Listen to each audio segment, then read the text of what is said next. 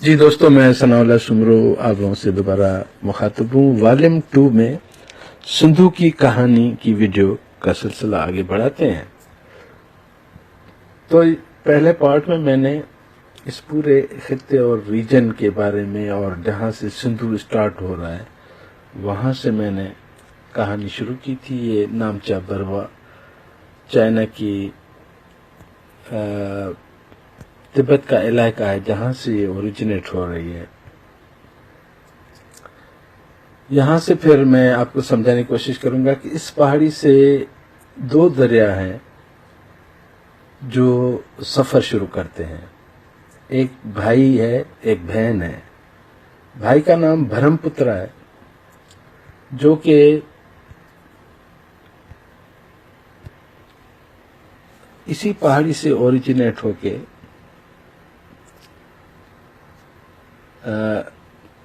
Left side यानी east की तरफ ये सफर शुरू करता है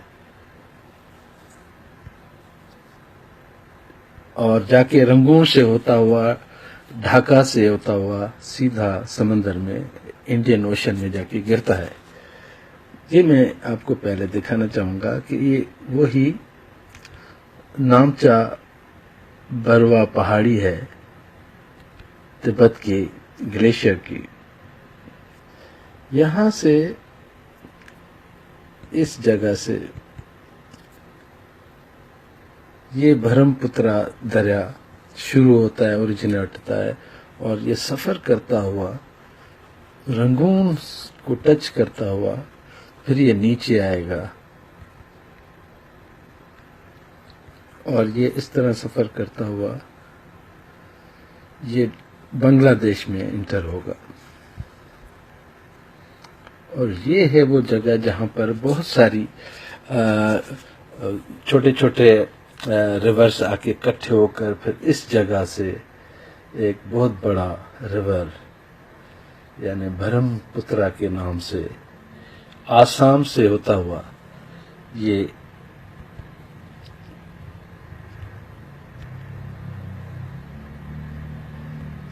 ये है ब्रह्मपुत्रा। और ये ऊपर से इस एरिया तक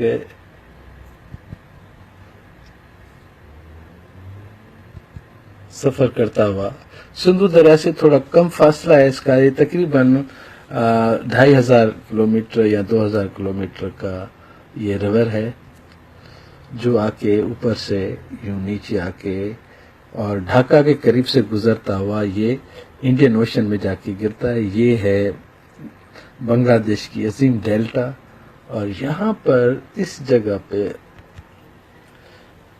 नेपाल से, भूटान से और इंडिया के बहुत सारे दरिया और ख़ास तौर पर गंगा, जमुना, सरस्वती, पद्मा, ये सारे रिवर यहाँ आके मिलके फिर ये बहुत बड़ा दरिया बनकर ये नीचे सफ़र शुरू करता है और जाके बांग्लादेश में पड़ता है। ये बांग्लादेश से इंडियन ओशन में आके गिरता है। तो ये हो गई कहानी ब्रह्मपुत्रा रिवर की जो सिंधु का भाई है।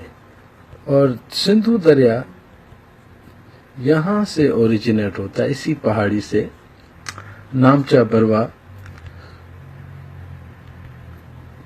इस जगह से ये ट्रेवल करती हुई सिंधु इंडस यहाँ से पूरा घूमता हुआ यहाँ से 4500 किलोमीटर का सफर करके अरबी समंदर में गिरता है। और ये जिस रीजन से गुजरता है उसमें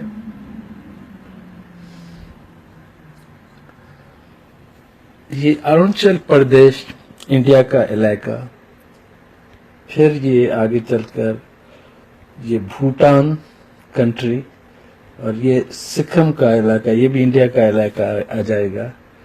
और यहाँ से गुजरकर ये जब ये नेपाल पे आता है तो इस सिंधु दरिया की एक और अजमत ये भी है कि ये दुनिया के 3 अहम माउंटेन रेंज यानी माउंट एवरेस्ट, केटू और नागा पर्वत से करीब से बगल से गुजरता हुआ ये अपना सफर करता है। ये भी इस रिवर की अजमत है। मैं आपको यहाँ से ये सिंधु के करीब माउंट एवरेस्ट दिखाऊंगा, जो कि 29,500 फीट की बुलंदी पे है और दुनिया का सबसे बड़ा पहाड़ है। ये है माउंट एवरेस्ट। दूसरी तरफ चाइना है, इस तरफ नेपाल है, और ये है वो माउंट एवरेस्ट। उसके बाद यहां से सिंधु ये गुजर रहा है।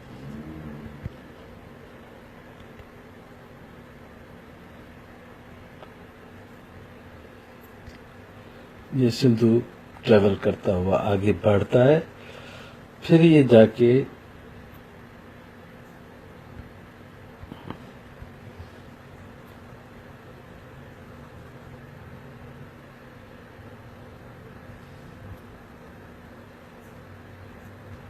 माउंट एवरेस्ट काठमांडू से होता हुआ फिर ये जाके इंडिया के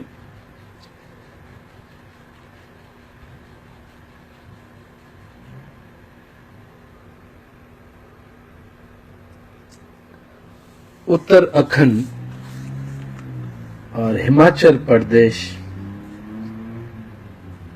फिर आगे चलकर जम्मू कश्मीर, श्रीनगर और गिलगित से होता हुआ, ये कारगिल से होता हुआ, ये है कारगिल। इम्पोर्टेंट पहाड़ियाँ जिसका जिक्र आप लोग सुनते रहते हैं। पाक और इंडियन आर्मी की यहाँ कश्मकश अक्सर होती है, और ये वो बॉर्डर लाइन है इंडिया और पाकिस्तान की। ये है वो कारगिल, और यहाँ से वो सिंधु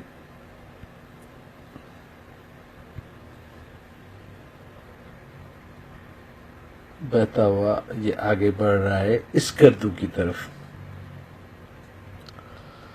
ये स्कर्दू से पहुंचने के बाद फिर आगे ट्रेवल करेगा और जाके गिलगित तक पहुंचता है।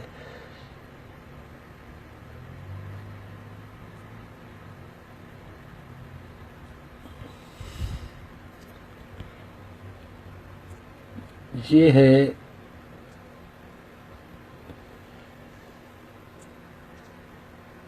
इंडस रिवर जो स्कर्दू से गुजर रहा है, और ये है वो एयरपोर्ट स्कर्दू का, ये उसका रनवे है, और यहाँ से वो ट्रेवल करता हुआ सीधा गिलगित आएगा।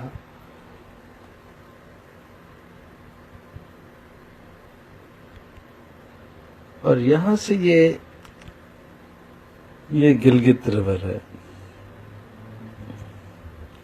जो ये शहर रेशम कहलाता है, उसी का किनारा है।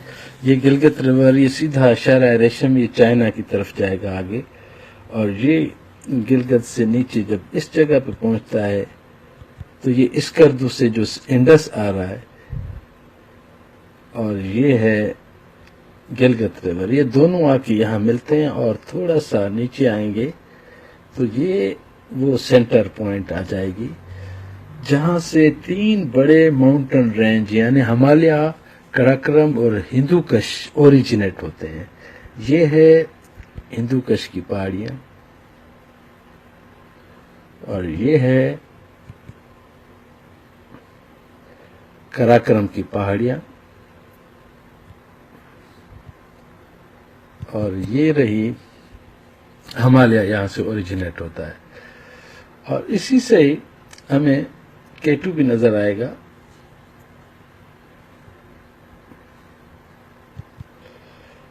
ये सिंधु दरिया तकरीबन इन दोनों नागा पर्वत और केटू के दरमियान बहता है, और ये दुनिया की सेकंड लार्जेस्ट पीक है।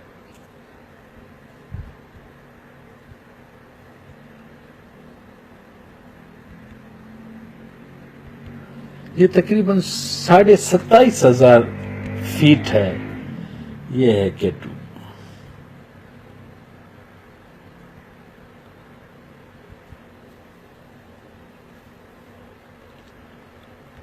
और उसके बाद यहाँ पाकिस्तान में तकरीबन 14 हाईएस्ट पीक हैं, और आखिरी तीसरी बड़ी जो हाईएस्ट पीक है वो नांगा पर्वत है